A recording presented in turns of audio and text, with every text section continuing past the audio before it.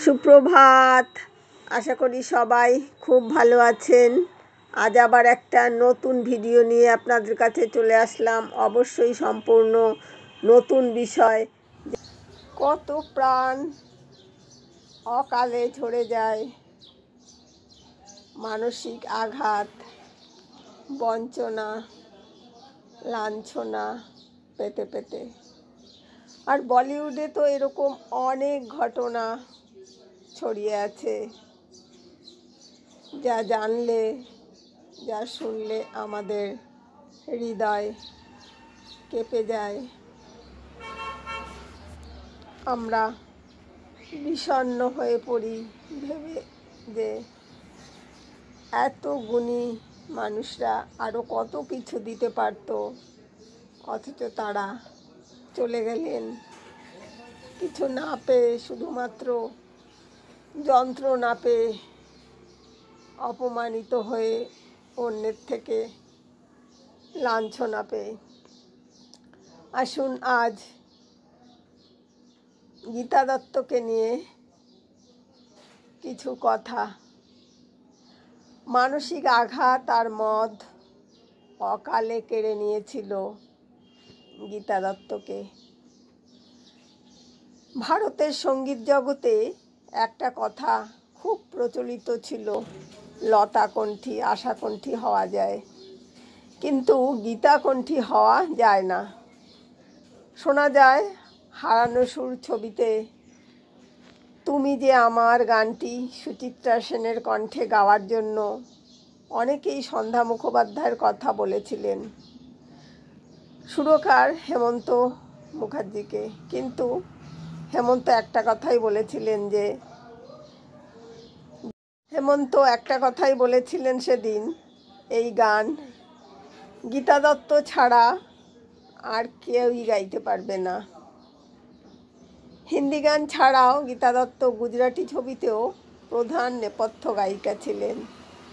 তিনি গুজরাটি ভাষায় বিখ্যাত সুরকার অবিনাশ ব্যাসের সুরে বেশ কিছু গান গেয়েছিলেন। 1950 দশকের শেষ দিকে 1960-এর দশকের শুরু পর্যন্ত সময়কে বাংলা ছবি এবং সঙ্গীতের স্বর্ণযুগ বলা যেতে পারে। এই সময় গীতা বেশ কিছু বিখ্যাত বাংলা গান গেয়েছেন। প্রথমে বিবাহ বিচ্ছেদ এবং এরপর 1964 সালে মহাপঞ্চমীর দিন গুরুদত্তের জ্বলন্ত চিতায় যেন গীতার মানসিক শক্তি ও স্নায়বিক চেতনার অনেকখানি ছাই হয়ে গেল। প্রবল সুরাসক্ত হয়ে পড়লে ধীরে ধীরে লতা আর আশার কাছে স্থানান্তরিত হয়ে যায় গীতার আসন। হেমন্তর কথা মেনেই বম্বে গিয়ে গানের রেকর্ডিং করা হয়। বাকিটা তো ইতিহাস। এই গানটি বাংলা সিনেমার জগতে এখনও স্বকীয়তায় উজ্জ্বল হয়ে আছে। এমন ছিলেন গীতা দত্ত, আর এমনই ছিল তার গান। 1930 সালের 23 নভেম্বর ইংরেজ শাসিত অবিভক্ত বাংলার ফরিদপুর জেলায় ধনী জমিদার পরিবারে গীতা ঘোষ রায়চৌধুরীর জন্ম হয়। দ্বিতীয় বিশ্বযুদ্ধ শুরু হওয়ার ফলে 40-এর দশকের শুরুতে জাপানি সেনার ভয়ে বাংলাদেশের ভিটেমাটি ছেড়ে কলকাতা এবং অসমে বসবাস করতে থাকেন ঘোষ রায়চৌধুরী পরিবার। পরে 1942 সালে তৎকালীন বম্বেতে চলে যান। আরামে বিলাসে জলের ধারে বসে ভাটিয়ালি শুনে কেটেছিল গীতা দত্তের ফরিদপুরের দিনগুলো। কিন্তু জমিদারি হারিয়ে পরিবার আর্থিক সমস্যায় জর্জরিত হয়ে পড়ার পর বছর 12-13 গীতাকে গানের টিউশন দিতে হতো। যাতায়াতের খরচ বাঁচাতে মাইলের পর মাইল হাঁটতে হতো। 1953 সালে বিখ্যাত চিত্র পরিচালক গুরুদত্তের সঙ্গে বিবাহ সূত্রে গীতা দত্ত রূপে পরিচিত হন তরুণ বরুণ এবং নীনা দত্ত।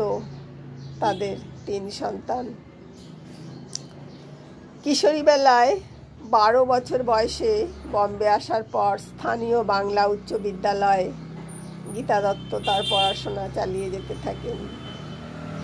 সেই সময় তার দাদারের বাড়ির এক চিলতে বারান্দায় গুনগুন করতে করতে বম্বে সুরকার হনুমান প্রসাদের নজরে আসেন তিনি।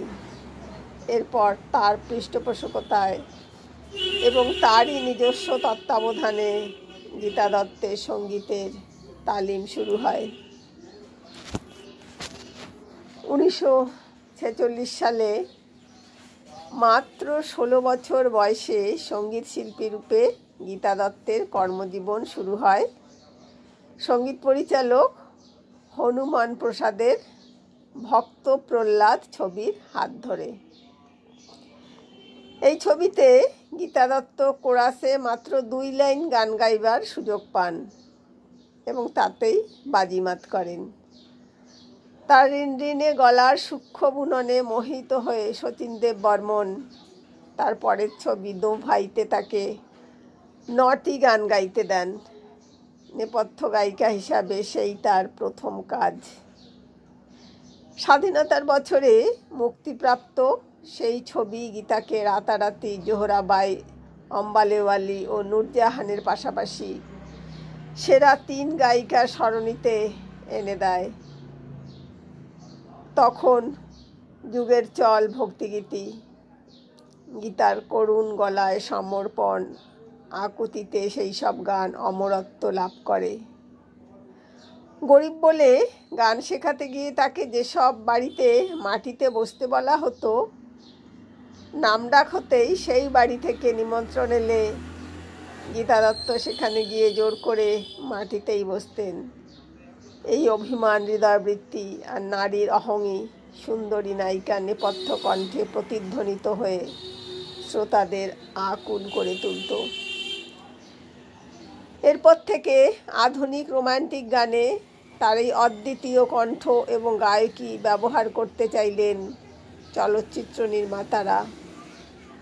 এই সময় শচীন দেব বর্মনের সঙ্গীত পরিচালনায় আজ সাজন মুঝে আং লাগালে বাংলা কীর্তন গানকে গীতা সফলভাবে হিন্দিতে গেয়েছিলেন। এরপর অভিনয়ের সুরে সব ধরনের গানেই তিনি সাবলীলতার ছাপ রেখে গেছেন। তার স্বামী গুরুদত্তের ছবিতে গানই ছিল স্বয়ং সম্পূর্ণ এক চরিত্র। তাই বিয়ের কিছুদিন পরেই নিজের হোম প্রোডাকশন ছাড়া স্ত্রীর অন্যত্র গাওয়া নিষিদ্ধ করার পরে জন্ম নিয়েছিল অবিস্মরণীয় কিছু গান। আজ সাজন মুঝে আঁখ লাগালে পিয়াসা, আয় দিল হায় মুশকিল জিনা ইহা, সিআইডি, বাবুজি ধীরে চলনা, আর পার, ঠান্ডি হাওয়া, কালীঘাটা, না যাও সাইয়া, চুরাকে বাইয়া, সাহেব বিবি গুলামে। এইভাবে তিনি এবং লতা মঙ্গেশকর 50-এর দশকের 2 প্রধান নেপথ্য সঙ্গীত গায়িকা হয়ে ওঠেন। হিন্দি গান ছাড়াও গীতা দত্ত গুজরাটি ছবিতেও অনেক গান গেয়েছিলেন। এই সময় গীতা দত্ত বেশ কিছু বাংলা গান গেয়েছেন। তার বেশিরভাগ বাংলা গানেরই সুরকার ছিলেন হেমন্ত মুখোপাধ্যায়।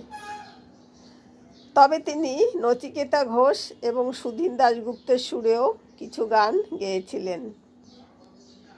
50-এর দশকের শেষ দিকে গুরুদত্তের শর্ত শিরোধার্য করেও সুরকাররা ঠিক একটি করে গান গীতা দত্তের জন্য তুলে রাখছিলেন। কিন্তু সংসার ও সন্তানের অগ্রাধিকার, স্বামী স্ত্রীর ভুল বোঝাবুঝির ফাটলে জমা সন্দেহ, আবেগপ্রবণ হুল্লোড় প্রিয় গীতার শিকড়ে মানসিক অবসাদ গেঁথে দিয়েছিল।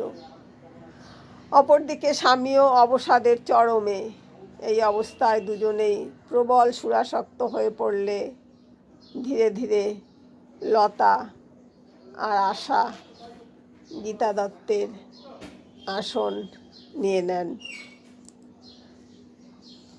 প্রথমে বিবাহ বিচ্ছেদ এবং এরপর 1964 সালে মহাপঞ্চমীর দিন গুরুদত্তের জ্বলন্ত চিতায় যেন গীতার মানসিক শক্তি ও স্নায়বিক চেতনার অনেকখানি ছাই হয়ে গেল। দীর্ঘ 1 বছর নিজের 3 সন্তানকে চিনতে পারতেন না গীতা দত্ত। তবে সুস্থ হয়ে উঠে সন্তানদের জন্যই আবার সঙ্গীত জগতে ফিরতে চাইলেন তিনি। কিন্তু বম্বের ফিল্মি দুনিয়ার স্বার্থপর সমীকরণ গীতা দত্তকে আর সেই সুযোগ দেয়নি। এরপর চরম অর্থকষ্টে আবার সুরার নেশায় আসক্ত হয়ে পড়েন গীতা। অর্থের অনটন দূর করতে সেই সময় কলকাতার মঞ্চে গীতা দত্ত প্রচুর অনুষ্ঠান করেছেন। বাংলা ছবি বধূবরণে অভিনয় করতে বাধ্য হয়েছেন। শেষের দিকে হাসপাতালে প্রচণ্ড যন্ত্রণাদায়ক চিকিৎসার ফাঁকেই দুষ্টু নায়িকার নেপথ্য কণ্ঠে আবেগ ফুটিয়ে তুলেছেন অক্লেশে শেষ কাজ মুঝে জান না কহো মেরি জান। আকুতিতে পংক্তিটি শেষে নিজেকেও নিঃশেষ করে দিয়েছেন বাসু ভট্টাচার্যের অনুভব ছবিতে 1971 সালে। মাত্র 15 বছরের শিল্পী জীবনে কেবলমাত্র হিন্দি ভাষাতেই 1200 গান গেয়েছেন গীতা দত্ত। মেরা সুন্দর সপনা बीत गया, तदबीर से बिगड़ी हुई तकदीर, आज साजन मुझे आंग लगा लो, ऐ दिल है मुश्किल जीना यहाँ, वक्त ने किया क्या हसीन सितम, বাবুজি ধীরে চলনা, মেরা নাম চিনচিনচু, এরকম অনেক গানগুলিকে তারই মধ্যে কালজয়ী সৃষ্টিরূপে গণ্য করা যায়। এছাড়াও বাংলা, মারাঠি, গুজরাটি, পাঞ্জাবি, ভোজপুরি, মৈথিলি ইত্যাদি আরও অনেক ভাষায় তিনি গান গেয়েছেন।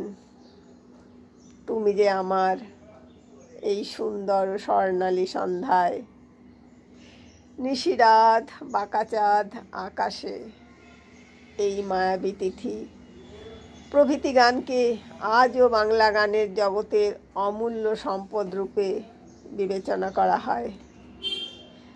দীর্ঘদিন ধরে মাত্রাতিরিক্ত মদ্যপানের ফল শরীরের গহনে জানান দিচ্ছিল আগাম মৃত্যুর সংকেত।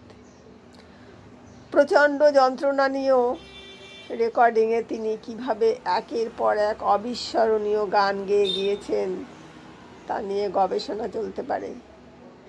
1972 সালের 20 জুলাই তার মুখ থেকে সেদিন সুরের বদলে বেরিয়ে এসেছিল ঝলকে ঝলকে রক্ত। কোনো চিকিৎসাই গীতা দত্তকে আর সুরের জগতে ফিরিয়ে নিতে পারেনি। করুণ এক মৃত্যু নেমে এসেছিল গীতা দত্তের জীবনে।